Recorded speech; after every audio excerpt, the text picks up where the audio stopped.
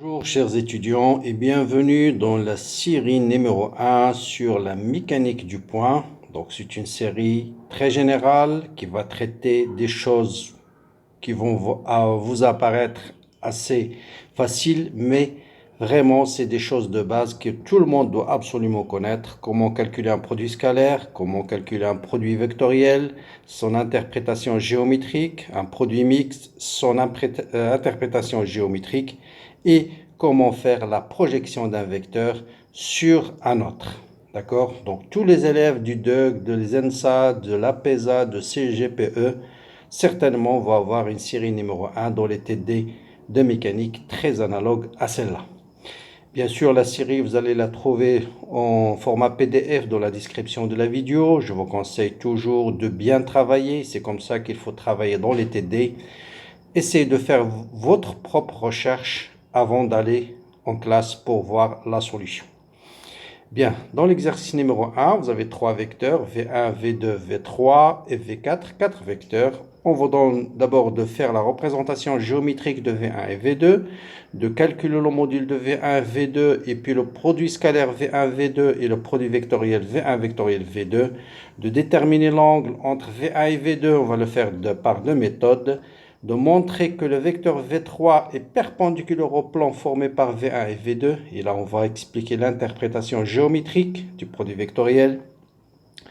De montrer qu'un vecteur appartient à un plan. De montrer que de déterminer le vecteur unitaire porté par le vecteur V1 plus V2. Et enfin, de calculer le produit mixte et montrer qu'il est invariant par permutation circulaire et donner son interprétation, l'interprétation géométrique. Bien, donc je vais commencer par corriger cet exercice. Bien, pour le vecteur V1, c'est 3i plus 3j. Je me replace dans un repère orthonormé, x, y, z, voilà le vecteur i, donc 1, 2, 3, voilà 3i, et j, voilà 1, 2, 3, 3j. Donc ce vecteur plus celui-là, je fais la somme géométrique, ça me donne un vecteur V1 qui est là. Il se trouve dans le plan xy. Bon, j'ai i plus 3j, je fais d'abord i, voilà i, c'est 1, 3j, c'est la même chose que tout à l'heure. Donc ce vecteur plus celui-là, ça va me donner ce vecteur-là, et ce vecteur, je lui ajoute k, voilà le vecteur k, et ça va donner le vecteur v2. Donc voilà le vecteur v2. Calculer le module de v1, et bien sûr le module d'un vecteur, c'est racine carrée de x carré de 9, plus y carré 9, c'est racine de 18, donc c'est 3 racines de 2. C'est un scalaire. Module de V2, c'est racine carrée de x carré, c'est 1 au carré, plus 3 au carré, plus 9, plus 1 au carré, pardon, plus 1, ça vous donne racine de 11. Produit scalaire V1, scalaire V2. Donc c'est Vx fois V1x fois V2x, donc 3 fois 1, 3 fois 1, plus 3 fois 3, 3 multiplié par 3, et plus 0, il n'a pas de projection suivant k, fois 1. Et donc ça vous donne 9 plus 3, ça vous donne 12. Voilà pour le produit scalaire, donc c'est un nombre. Faites attention, c'est un scalaire. Donc c'est un scalaire, c'est un nombre positif, scalaire, qui peut être positif, négatif ou nul. Bien, pour le produit vectoriel. Donc V1 vectoriel V2, je vais le déterminer de deux manières. Donc je vous rappelle que V1, c'est 3i plus 3j, et V2, c'est i plus 3j plus k. Bien. Donc là, soit vous faites cette méthode-là, soit vous faites cette méthode, et vous allez voir qu'ils sont très analogues. Donc si je fais cette méthode, bon, je vais faire les deux en parallèle. Qu'est-ce qu'on fait d'abord? On commence par barrer la première ligne dans les deux méthodes. Voilà. Ensuite, je calcule le déterminant qui reste. Je vous rappelle que le déterminant A, B, C fois D est égal à A fois D moins B fois C. Donc, c'est quoi ce déterminant? C'est 3 fois 1. Donc là, on va dire suivant I. Ensuite, moins suivant J. Ensuite, plus, d'abord, suivant K.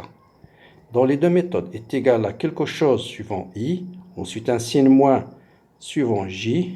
Ensuite, plus suivant K. qu'est-ce qu'il y a ici? Donc, je barre la première ligne, je barre la première ligne. Et je calcule le déterminant qui reste. Vous avez 3 fois 1. Donc, je vais l'écrire en entier. 3 fois 1 moins 0 fois 3. Bien, 3 fois 1 moins 0 fois 3. Ici. Donc, là, j'adopte la première méthode. Si j'adopte la méthode, on barre la première ligne, la première colonne. Et on calcule le déterminant. Vous voyez bien, c'est le même. 3 fois 1. 3 fois 1 moins 0 fois 3. Donc, vous voyez, la même chose. Et j'efface pour ne pas alourdir le texte. Maintenant, pour calculer la composante suivante J. Donc, vous avez déjà un signe moins. Bon, je vais effacer ici pour avoir un peu plus d'espace. Donc, voilà. Et j'efface celui-là. Et je vais mettre ici J. Donc, déjà, vous remarquez un signe moins dans les deux méthodes. Je barre la deuxième ligne. Et si vous utilisez la deuxième méthode, vous barrez toujours la première ligne, je laisse toujours celle-là, et je barre la deuxième colonne. Et je calcule le déterminant qui reste. Vous voyez bien 3 fois 1, donc 3 fois 1, moins 0 fois 1. C'est la même chose, vous voyez bien 3 fois 1, moins 1 fois 0, donc je calcule tout de suite. 3 fois 1, c'est 3, moins 0, donc c'est 3. Et pour la troisième colonne, j'efface ici, et je barre la dernière. Je barre la dernière ligne et je calcule les déterminants. Là aussi, j'efface ici celle-là et je barre la troisième colonne. Toujours la première ligne. Et je calcule le déterminant qui reste. Vous voyez bien, c'est le même. 3 fois 3, 9. Moins 3 fois 1, moins 3. C'est la même chose. 3 fois 3, 9. Moins 3. Voilà, j'espère que le produit vectoriel et l'éclair parlent de méthode. Et donc, dans les deux cas, ça va vous donner 3 fois i moins 3 fois j plus 6 fois k. Voilà, c'est un vecteur. Faites très attention, c'est l'erreur qu'on fait souvent. Produit vectoriel de vecteurs, c'est un vecteur. N'oubliez pas les vecteurs unitaires. N'oubliez pas les vecteurs unitaires. Bien. Ceci dit, donc on va continuer. Calculer l'angle formé par les deux vecteurs V1 et V2. Donc pour calculer les angles, vous avez deux méthodes. Soit vous utilisez je vous rappelle que le produit vectoriel V1 vectoriel V2 est égal à module de V1 fois le module de V2 fois le sinus de l'angle entre le vecteur V1 et V2. Ça veut dire sinus θ, c'est module de V1. Je peux le calculer sur module de V1 divisé par module de V1 fois V2, à condition que θ soit compris entre 0 et pi. Comme ça, j'ai un sinus qui est positif. Si vous utilisez le produit scalaire, c'est cosinus θ. Je vous rappelle le produit scalaire V1 fois V2, c'est le module de V1 fois le module de V2 fois le cosinus. Donc, soit vous utilisez le produit scalaire, soit vous utilisez le produit vectoriel. Rappelez-vous, ça c'est un vecteur, c'est pourquoi on prend le module. Et dans ce cas-là, θ est compris entre 0 et pi. Donc, si je prends le module de V1 fois V2, donc le module de V1 fois V2, on va le calculer ici. Donc, module de V1 vectoriel V2, c'est racine carrée de 3 au carré, plus 3 au carré, c'est 9, plus 36. Et ça vous donne donc 3 racines de 6. D'accord? Donc ça, c'est module de V1 vectoriel V2. Le module de V1, c'est 3 racines de 2. Le module de V2, c'est racine de 11. Et ça me donne, je simplifie par 3. Et ça me donne 6 divisé par 2, c'est 3. Ça me donne racine carrée de 3 sur 11. Et cosinus de θ2, même chose. Vous faites le produit scalaire, c'est déjà calculé, c'est 12. Divisé par le module de V1 fois le module de V2, ça vous donne 4 sur 22. Ou bien on peut étaler le racine carré, bon on peut laisser comme ça, d'accord? Vous pouvez vérifier que sinus carré plus cos carré c'est bien 11, donc 3 sur 11 plus 16 divisé par 22, vérifiez, c'est exactement égal à 1. Donc θ, soit vous appliquez arc sinus de ce terme, ou bien arc cosinus de ce terme, et ça vous donne 31,48 degrés. Donc voilà comment on détermine le cosinus ou un angle entre deux vecteurs. Soit vous utilisez le produit scalaire, soit vous utilisez le produit vectoriel. Donc on continue. Maintenant, montrez que V3 est perpendiculaire au plan formé par les vecteurs V1 et V2. Donc voilà le plan formé par le vecteur V1 et V2. Bon, pardon. Donc le plan formé par V1 et V2. Qu'est-ce que ça veut dire? Un vecteur est perpendiculaire au plan formé par V1 et V2. Ça veut dire tout simplement ce vecteur va être collinéaire à la normale à ce plan. Et quelle est la normale au plan formé par V1 et V2? La normale, c'est tout simplement le vecteur V1 vectoriel V2 sur le module de V1, puisque c'est un vecteur unitaire vectoriel V2. Si vous faites V1 vectoriel V2, ça vous donne un vecteur par définition qui est perpendiculaire au plan formé par V1 et V2. Donc si je cherche un vecteur qui est perpendiculaire au plan formé par deux vecteurs, ça veut dire que ce vecteur doit être collinéaire, c'est égal à une constante k fois la normale à ce vecteur-là. D'accord? Donc V1 vectoriel V2, ça sera k fois V3. Ça veut dire que ces deux vecteurs, V3 et la normale à ce vecteur qui est V1 vectoriel V2, sont collinéaires. Ça veut dire l'un est égal à k fois l'autre. Or, V1 est égal à ce terme, V2 est égal à ce terme, V1 vectoriel V2, on vient de montrer qu'il est égal à ça, et V3 est donné par I moins J plus 2K. Vous vérifiez facilement que V1 vectoriel V2, je factorise par 3 et je trouve exactement le vecteur V3. Donc V1 vectoriel V2 est égal à une constante fois V3, ça veut dire V3, il est collinéaire à V1 vectoriel V2, donc il est perpendiculaire au plan formé par V1 et V2. Ça, c'est la première méthode. Donc, voilà l'interprétation géométrique de produit vectoriel de deux vecteurs. C'est un vecteur qui est perpendiculaire au plan formé, pardon.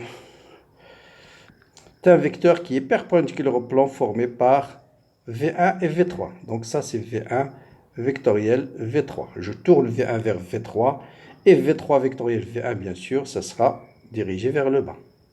Donc ça, c'est V3 plutôt vectoriel V1. Donc V1 vectoriel V3, bien sûr, est égal à moins V3 vectoriel V1. Ou bien, vous avez une autre façon de le démontrer. Dire qu'un vecteur qui est perpendiculaire au plan formé par V1 et V2, ça veut dire qu'il est en même temps perpendiculaire à V1 et en même temps perpendiculaire à V3.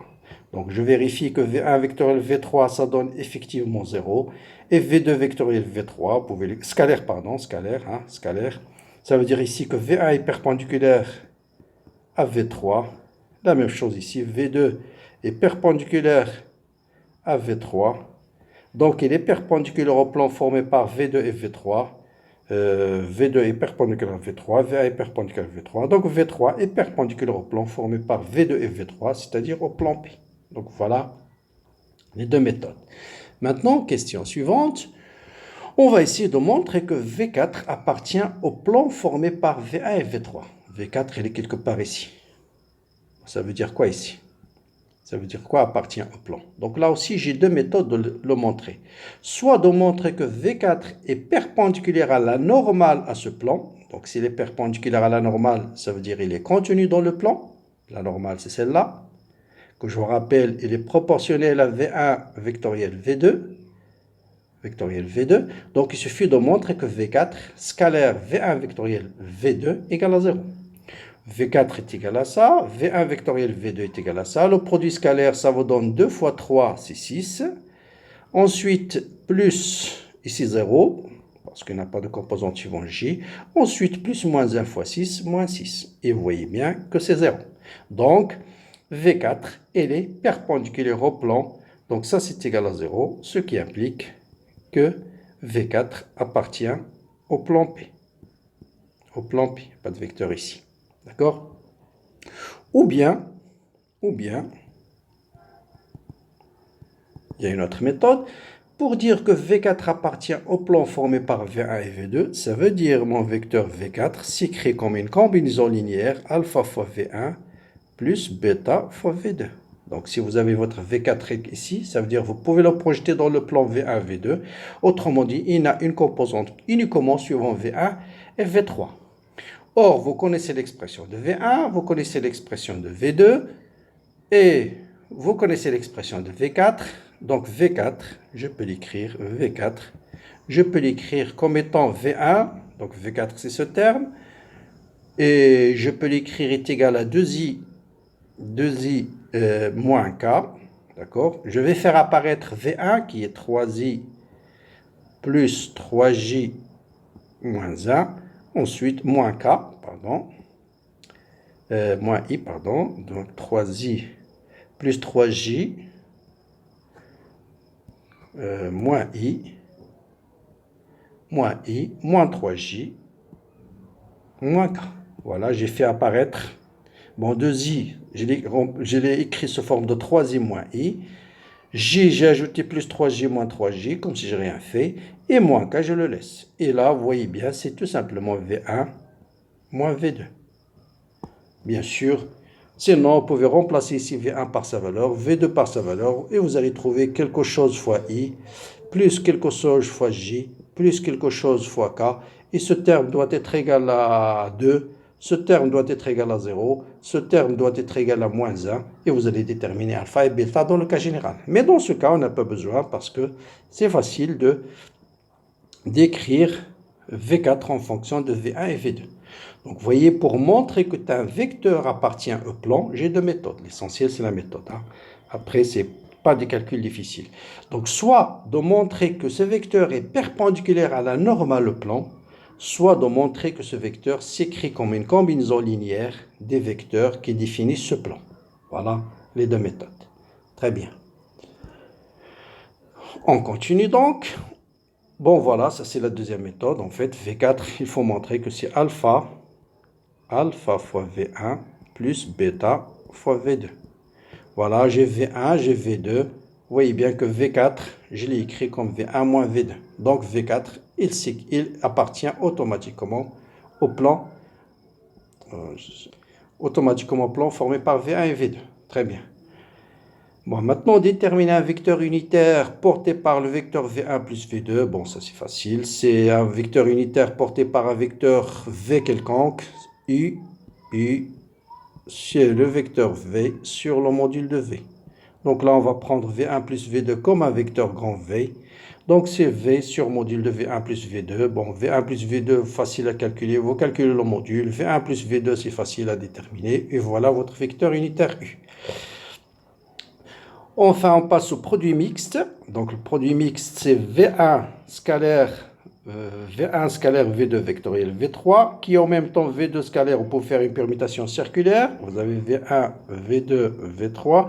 V1 scalaire V2 vectoriel V3 est égal à V2 scalaire V3 vectoriel V1 est égal à V3 scalaire V1 vectoriel V2.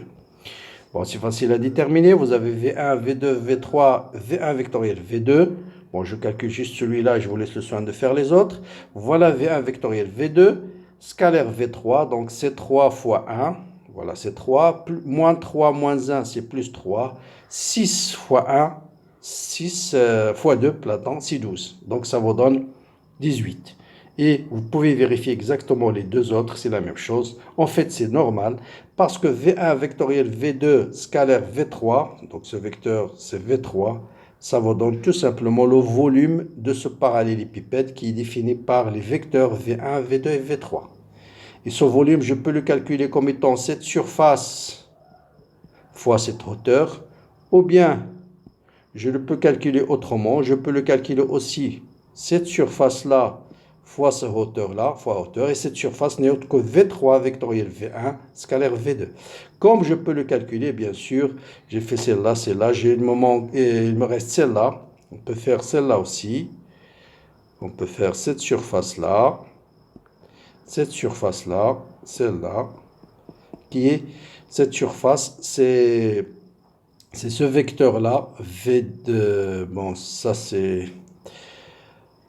celle-là, bon, on va faire l'autre qui est derrière, cette surface-là, qui vous avez vecteur V2, V3. Voilà, c'est V2 vectoriel V3, scalaire V1. Donc, vous voyez, et donc ça, c'est le volume du parallélépipède. Ben voilà pour cette série, donc j'arrête la vidéo ici, et on va la continuer, bien sûr, dans la vidéo suivante.